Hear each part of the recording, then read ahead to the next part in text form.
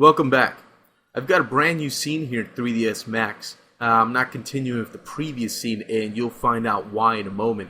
Basically what I have to do now is I have to create the electrical outlets for the house. But instead of creating them inside of the scene that I previously had, I've opted to create them in a new scene, and then I'm going to import them in. This will show you a little bit of a different workflow here when you create things separately and then bring them together in one scene. Okay? So let me show you what I'm going to model here. I'm going to go to the view image file here.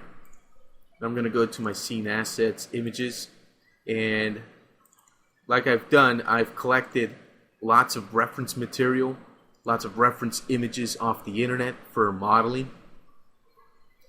So what I have here is this. This is pretty simple. Pretty sure everyone has seen this before. An electrical outlet, pretty simple electrical outlet here with two slots for plugging in some kind of electrical appliance or electronic device or something like that in your home. So I'm going to build these. Seems like something pretty simple, but it's got its own little challenges to it. We're going to build one of these, which is going to be the master model.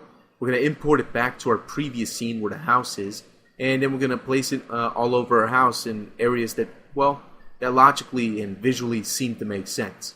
But we'll worry about that later. Right now, I want to model this out. So how can I model this out pretty easily? Well, so far I've been looking at things and modeling them in 3D while just visually eyeballing these things and using my mind's 3D eye to model them out. In this particular video, what I'm going to do is something a little bit different. Let me close this image out. What I want to do is use the image that we just saw a moment ago, and I want to place it in the background of my viewport to work as a guide, literally as a reference guide for my modeling. Okay, it's going to be a blueprint basically that I'm going to use. So how do I do this? Well, let me just go ahead and show you instead of just telling you about it. I'm going to go up here to my front viewport up here. Alright, I'm going to maximize this one. I'm going to hit Alt and B on the keyboard. That's B for boy. That's going to open up the viewport background options here. Okay, and with these options we can do a few things. I can click on the Files button here, and then I can look up my electrical outlet. Let me see which one it is. This image here is the one I want to use. You can use any image you want. So I'm going to use this one that I've collected from the internet. And the next thing I'm going to do is I'm going to tell this thing to match the bitmap. Okay? Because if I leave the default options, watch what happens. If I hit OK, there's my image in the background. But as I pan and I move around, you notice that the grid and everything moves around, but the background image doesn't. And let me just show this to you a little bit better. You don't have to build this box. I'm just going to build a box very quickly here, just to show you what's going on. I'm not moving the box around. All I'm doing is panning my view around, but you notice that the electrical outlet image in the background is stretched. Okay, so first of all, it's not fitting the right aspect ratio of the original image, and it's stretched out. Doesn't look very good, right? Okay. So let me hit Alt and B again to go back to those options. This time I'm going to tell it to match the bitmap. And if I hit OK, now you see that it's not stretched anymore. Now it has the correct aspect ratio, but it's still loose. It's not stuck to the grid, which is not exactly a good thing. So what I'm going to do is go back to the Alt and B, the viewport options. And this time I'm going to tell it to lock the zoom and pan. Okay, so with match bitmap selected and the lock zoom and pan activated, I'll hit OK, and now you can see that when I zoom in and out and when I pan in my front viewport around, the image stays in place. This is going to make it easier and more feasible to go ahead and model off the background image. Of course, the grid's in the way, so I'll just hit G on the keyboard to get rid of the grid. Alright, so let me delete that box. I don't need it anymore. So now the idea is just to use this front viewport, and you can actually trace, just model over this and create the electrical outlet very easily. Alright, so I'm going to do this with a plane. So I'll go to plane, and I'm just going to go ahead and click and drag here just to create the overall plane right there. Then I'm going to go to the Modify tab over here, and you can see that I have a lot of segments here. So what I'm going to do is I'm just going to knock down the length and the width segments to 1 and 1. Okay, and if I want, I can activate see-through mode, Alt X to do that very quickly. And in the background, we can easily see our electrical outlet right there. Okay, if I go back to the perspective view, this is what I have. Alright. What I'm going to do is I'm going to convert this to an editable poly, and I'm just going to start modeling away at this guy. And this is going to be pretty easy. First thing I'm going to do is take the polygon that I have here, and I'm going to extrude it. And I'm going to pull it out slightly like this. Okay. And I'm going to scale it down on itself a little bit. So it ends up something like this. Okay. That's fine. Then I'm going to go back to the front view here. It's a little bit hard to see, so we can go to wireframe mode, or you can keep see-through mode, whatever you want to do. What I'm going to do now is I'm going to go to the inset tool, and I'm just going to visually inset this. Now I know that I have to go ahead and just adjust this a bit, so I'm going to adjust this polygon. This polygon is going to be the basis for basically this area here. Okay, so that looks pretty good. Okay, the next thing I'm going to do is I'm going to go to vertex mode. I'm going to select all these vertices that are here in the corners. And I'm going to chamfer those to make them nice and round. Something like this. I'll hit apply and chamfer them again. Do something like about this. So basically we have these 4 vertices that make this nice curved corner shape right there. I'll hit OK. Now we don't need all these extra vertices that we've created, so I'm going to take all those extra vertices and I'll hit collapse, and I'll do the same over here. Take those, collapse those, take these guys, collapse those, and finally the last corner here, collapse those. Okay, so I'll go back to polygon mode and I'll select this new polygon here that now has the curved edges, curved corners. And I'm going to go ahead and I'm going to inset this one too. I'm going to inset just a little bit, something like this. I think will work just fine. And the reason I'm doing it like this is because there's now this sort of outline here of polygons, which you're going to see in a moment what I'm going to do with that. What I'm going to do is I'm going to hit the grow button, and then I'm going to deselect the center one, and you can see that I have this sort of border here of polygons that I've already created. And I'm going to go back to the perspective view here, and I know that that creates basically that little groove that goes inside the plastic there. And what I'll do is very simple. I'll just extrude, but I'll extrude it inward into itself, so basically negatively. And the amount I push it in is pretty much up to me. I'm going to make sure it's far in pretty good. Something like that will probably be good enough. Okay, so we end up with something that looks like that. See, just like the image. So let me go back to my front view here. I'll hit OK. And now what we need to do is basically create the geometry and set up the tessellation here to create these sort of plugs. So what I'll do is I'll select the center polygon right there. I'm going to go up to the Graphite Modeling Tools. I'll go to Subdivision and I'll go to Tessellate. I'll hold down Shift and click to open up the options. You can see here it's creating some strange type geometry here. Basically it triangulates it to the center here, which is obviously no good. But that's not going to be much of a problem. Let's hit OK to let this know that that's exactly what we want to do. And I'm not interested in these edges here that make these X's. So what I'm going to do is I'm going to select all of those extra edges. Control backspace to get rid of that. Just going to go into my perspective view here to make sure that I didn't ruin the geometry. And it looks like it's still good. Okay, perfect. So I'll go back to my front view here. And what I want to do now is take maybe these 2 polygons right here. And I'm going to go to the inset options. And I'm going to inset this. However, I'm going to inset it by polygon, so it makes a couple of separate polygons. And you can see that it's messing this up over here, where it's kind of just making those vertices right there kind of penetrate into each other. But that's not a problem. I'm going to fix that in a moment. Just going to go ahead and kind of scale this down a bit and hit OK. What I'll do is I'll go to vertex mode and I'll select all these corner vertices there, and I'm going to collapse those. Do the same thing on this other side. Collapse those. Now you can see that they're kind of skewed right there. So what I'll do is I'll just select those vertices as well as those. I'll go to the align tool and I'll align this in the Z, which didn't work out, so I'll align it in the Y. That works out just fine. I'm going to take these vertices right here for that edge, and I'll just go to align in the X. Same thing on the other side here.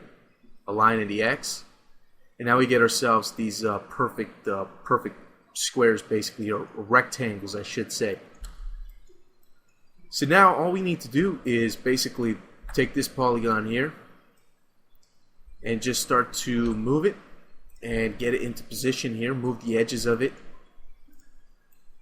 to match up with the background image there.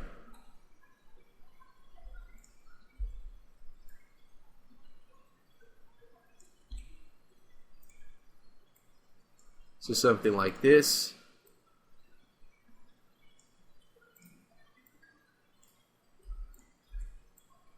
And just get it right there.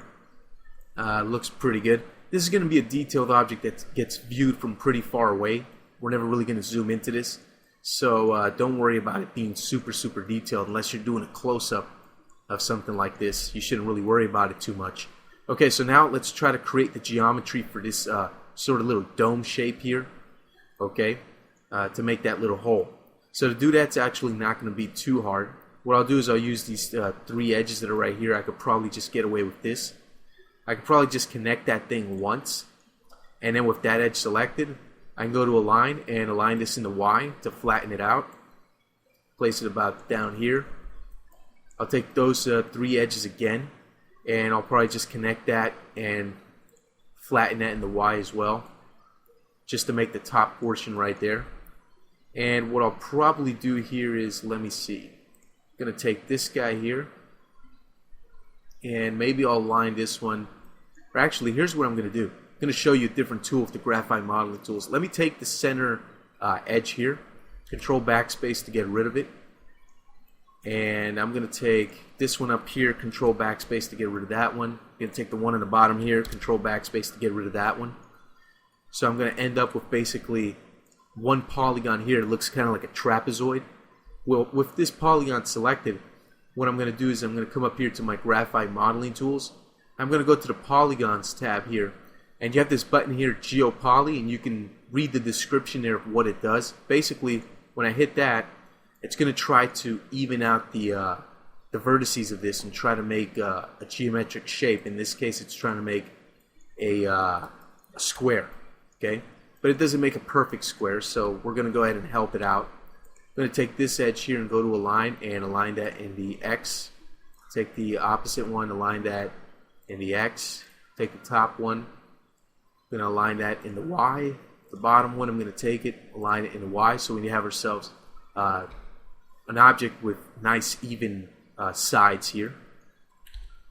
Okay, so I'm going to take this edge, I got to move it here. This one I'm going to keep at the very top up there. And that should pretty much, yeah, that should pretty much do it.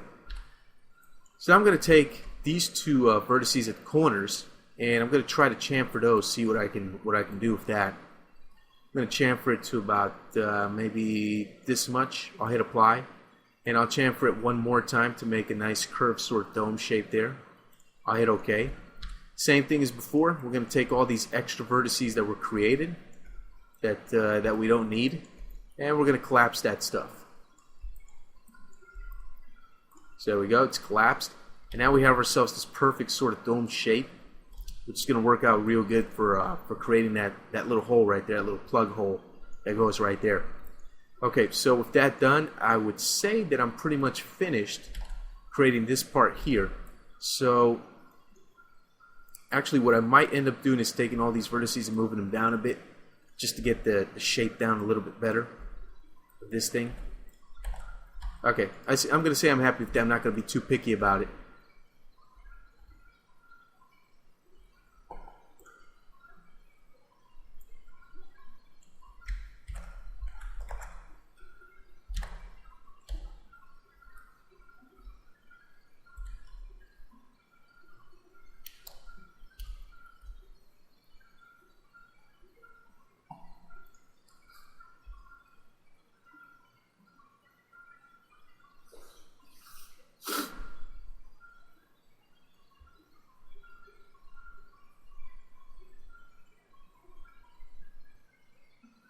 I'm okay. I'm recording now.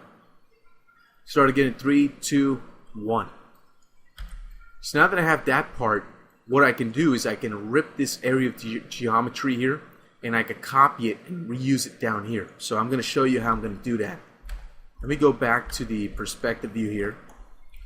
I'm going to take this polygon and this one, and I'm going to delete them because I don't need them anymore.